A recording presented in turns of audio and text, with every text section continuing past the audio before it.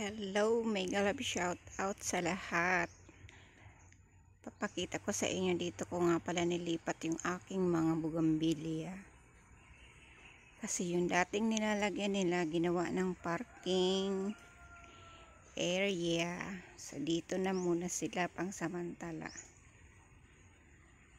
Ganyan lang muna sila, aayusin ko din yan. Pag na okay na.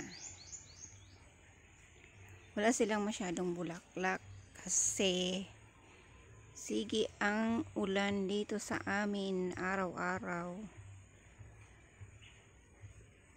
Yan, ganda-ganda pa na rin nila kahit na wala masyadong bulaklak.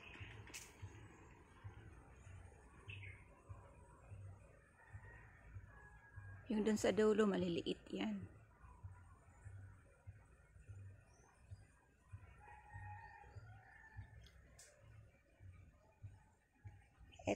Ito, grafting yan guys. So, 3 in 1.